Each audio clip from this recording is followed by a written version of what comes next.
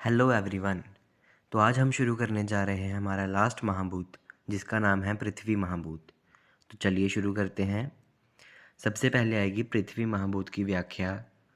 तो तत्र क्षितिर्गंध हेतु, अर्थात जो गंधत्व का समवायी कारण हो, जो द्रव्य गंधत्व, तत्र क्षितिर्गंध हेतु, अर्थात जिसमें गंध जो है, गंधत्व जो है समवायी संबंध से रहे, उसे पृथ्वी कहते हैं। फिर आता है पृथ्वी का पर्यायवाची। तो इसका पर्यायवाची है भूमि, वसुंधरा, पृथ्वी आदि। फिर आती है इसकी उत्पत्ति। तो विविध आचार्यों के मतानुसार सबसे पहले तैत्तिरीय जी के अनुसार इसकी उत्पत्ति जल से मानी गई है। न्याय और वैशेषिक दर्शन के अनुसार पृथ्वी की उत्पत्ति पृथ्वी के परमाणुओं से मानी गई है। सांख्य और योग के अनुसार इसकी उत्पत्ति गंध तन मात्रा से, और आयुर्वेद के अनुसार भी इसकी उत्पत्ति गंध तन मात्रा से मानी गई है। उसके बाद आते हैं पृथ्वी के लक्षणों पर।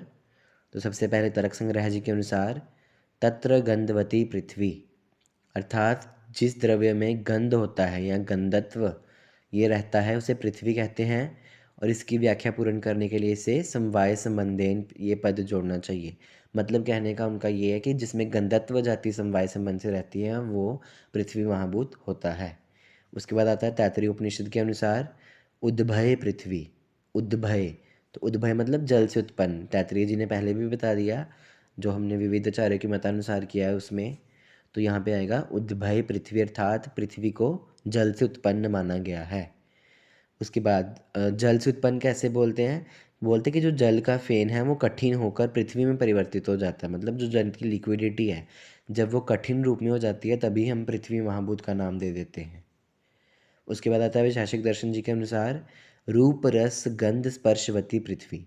तो जिसमें रूप हो, रस हो, गंध हो और स्पर्श हो, ये सारे गुण हो, उसे क्या बोलते हैं? पृथ्वी। तो रूप कैसे? रूप मतलब सातों रूप होते हैं पृथ्वी में।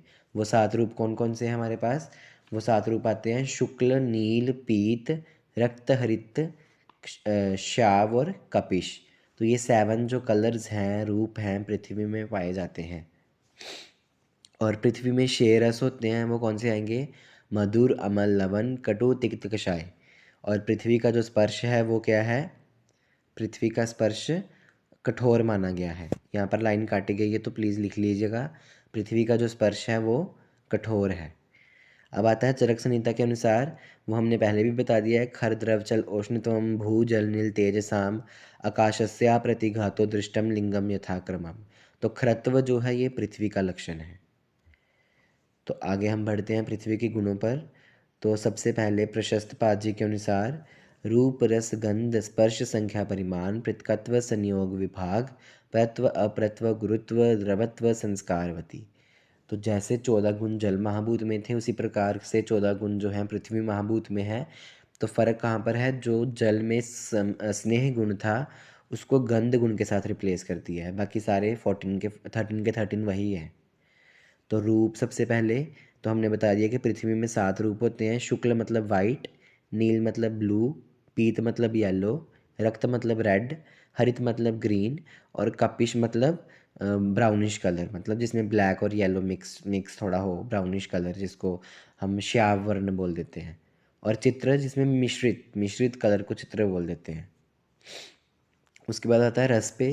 तो पृथ्वी में 6 रस होते हैं, मधुर, अमल, लवण, कटु, तिक्त, कषाय। गंध, पृथ्वी गंध का समवायी कारण है। स्पर्श में कठोर होती है और पृथ्वी का स्पर्श पाकज अनुष्ण शीत, मतलब ना ही ज़्यादा शीत ना ही ज़्यादा उष्ण। उसके बाद संख्या। तो कारण रूप पृथ्वी परमाणु में 1, यह संख्या नित्य होती है और कार्य रूप में अनित्य होती है। और परिमाण, कारण रूप पृथ्वी का परिमाण जो है वो अणु होता है, और जो कार्य रूप पृथ्वी है उसका परिमाण महत्व होता है। उसके बाद पृथकत्व। तो ये अन्य 8 कारण द्रव्यों से अलग है। और संयोग और विभाग में जो पृथ्वी महाभूत है उसकी उत्पत्ति में पृथ्वी परमाणुओं का संयोग होता है और विनाश में उन परमाणुओं का विभाग होता है।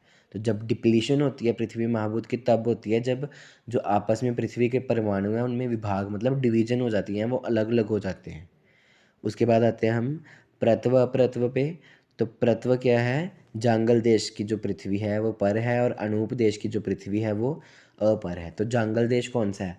जिस थोड़ा डेजर्ट एरिया या हाँ, डेज़र्ट एरिया राजस्थान वगैरह वाला जो है वो जंगल देश है, और अनूप देश जो है वो जलीय देश जो है, जैसे साउथ वाली साइड होगी तो जो जलीय देश होता है वो अनूप देश है, और जो डेज़र्ट एरिया है वो कौन सा है, जंगल देश।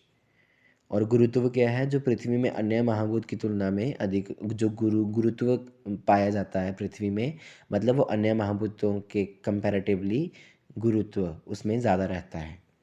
द्रवत्व अर्थात अग्नि के संयोग से पृथ्वी में नैमित्तिक द्रवत्व उत्पन्न होता है। तो ये हमने पहले अग्नि महाभूत में भी डिस्कस किया था। तो मतलब जब कोई भी, जैसे अब आइस के क्यूब्स ले ले तो वो सॉलिड होते हैं, तो अब हम उसको पृथ्वी महाभूत मान सकते हैं। पर जब उसको अग्नि का संयोग दे देंगे तो वो लिक्विड हो जाएंगे। तो मतलब नैमित्तिक मतलब होता है किसी कारण से। तो जो अब पृथ्वी महाभूत में जो द्रवत्व उत्पन्न हुआ वो किसके कारण हुआ, जब हमने उसको अग्नि का संयोग दिया। तो इसका मतलब इसमें नैमित्तिक द्रवत्व है, मतलब किसी कारण से उत्पन्न होने वाला द्रवत्व। और संस्कार वेग भी है और स्थितिस्थापक। दो तरीके के संस्कार होते हैं, वेग और स्थितिस्थापकत्व। तो जो स्थितिस्थापकत्व मतलब स्टेबिलिटी वाला। अब पृथ्वी महाभूत कठोर होता है तो इसलिए इसको स्थितिस्थापकत्व जो है संस्कार होता है। और वेग इसलिए होता है क्योंकि जब उसकी नैमित्तिक द्रवत्व उत्पन्न होता है तब वेग नामक संस्कार।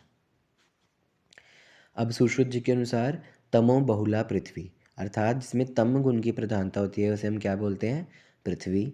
और पृथ्वी में तम गुण की प्रधानता रहती है। चरक संहिता के अनुसार जो पार्थिव द्रव्य हैं वो गुरु होते हैं, खर होते हैं, कठिन, मंद, स्थिर, विशद, सांद्र, स्थूल और गंध गुण बहुल। ये सारे गुण किस में रहते हैं, पार्थिव द्रव्यों में। अब आते हैं आगे पृथ्वी के भेदों पर। तो सबसे पहले तरक संग्रह जी के अनुसार सद्विविध नित्य नित्य च, जैसे हमने बाकी महाभूतों के किए सेम वैसे ही हैं इसके भी। और सबसे छोटा श्लोक है, नित्या नित्य च नित्या परमाणु रूपा अनित्या कार्य रूपा। पुनः स्त्रीविध शरीरेन्द्रिय विषय विधात शरीरम समदादीनाम इंद्रियम गंधग्राहकम घ्राणम नासाग्रवर्ती और विषयो मृत पाषाण आदि। तो क्या है, पृथ्वी दो तरीके की होती है, नित्य और अनित्य। नित्य जो है वो परमाणु रूप है और अनित्य कार्य रूप है। अनित्य को पुनः तीन भेद किए हैं, शरीर संज्ञक, इंद्रिय संज्ञक और विषय संज्ञक। और शरीर संज्ञक क्या है, जो मनुष्य का शरीर है। इंद्रिय संज्ञक क्या है, जो घ्राण इंद्रिय हमारी जो नासिका है, तो वो क्या है, इंद्रिय संज्ञक। कोई इंद्रिय है जो किसी चीज़ की सेंस करती है। और विषय संज्ञक जो मृत पाषाण, मृत्तिका मतलब मिट्टी और पाषाण मतलब पत्थर। तो ये सारे क्या है, पृथ्वी के भेद हैं विषय संज्ञक में। अब लास्ट में आता है इसका आयुर्वेद के अनुसार शिरस्थ पार्थिव भाव। तो चरक संहिता के अनुसार जो है गंध घ्राण घ्राणेन्द्रिय गौरव स्थैर्य और मूर्ति शिरस्थ पार्थिव भाव है। तो क्या क्या, गंध घ्राणेन्द्रिय को बोला है, गौरव शरीर में भारीपन, स्थैर्यत्वता और मूर्ति जो हमारा जो शरीर पूरा जो शरीर का बॉडी का स्ट्रक्चर है वो किसके कारण है, पृथ्वी महाभूत के कारण। क्योंकि इसका श्लोक भी हम पढ़ते हैं, यावंतो ही लोके मूर्तिमंतो, अर्थात जितने ही भाव हमारे संसार में हैं उतने ही भाव हमारे शरीर में हैं। तो जो पृथ्वी का अंश है वो किसके साथ कोरिलेट किया गया है, हमारे शरीर के साथ। अर्थात जो हमारे शरीर का स्थायित्व उत्पन्न हुई है, जो हमारे शरीर को स्टेबिलिटी मिली है, जो कठोरता मिली है, वो पृथ्वी महाभूत के कारण है। तो अर्थात मूर्ति मान वाला जो भाव है वो पृथ्वी महाभूत के कारण उत्पन्न होता है। अब लास्ट में आता है अप्लाइड एस्पेक्ट। तो पृथ्वी महाभूत का चिकित्सा मतलब इस प्रकार है कि सबसे पहले पार्थिव द्रव्य शरीर में उपचय करते हैं, संघात करते हैं, गौरव और स्थैर्य उत्पन्न करते हैं, पहले भी डिस्कस कर लिया हमने। पृथ्वी द्रव्यों के सेवन से मांस, मेद और अस्थि धातु की वृद्धि, क्योंकि ये सारी धातुएं कठोर होती हैं तो इनकी वृद्धि किससे होगी, पृथ्वी महाभूत वाले द्रव्यों के सेवन से। और लास्ट में आता है मधुर, अम्ल और कषाय रसात्मक द्रव्यों में पृथ्वी के साथ क्रमशः जल, लवण और वायु की प्रधानता होती है। इस प्रकार से हमने अपना पृथ्वी महाभूत जो है उसको भी ख़त्म कर लिया है। तो ये लास्ट में जो हमने लास्ट लाइन की है उसमें मधुर, अमल, अमल में पृथ्वी के साथ अग्नि महाभूत, अग्नि महाभूत होता है। तो इस प्रकार से हमने इस रसों के साथ रिलेशन भी कंप्लीट करके चिकित्सक महत्व समझ लिया है। तो उम्मीद करता हूँ आपको समझ आया होगा। ये टॉपिक बहुत छोटा सा टॉपिक था। और नेक्स्ट वीडियो हम बनाएंगे तम महाभूत तम द्रव्य पे एज ए 10th द्रव्य, तमस। और प्लीज़ वीडियो को लाइक ज़रूर कीजिए और चैनल को सब्सक्राइब कीजिए।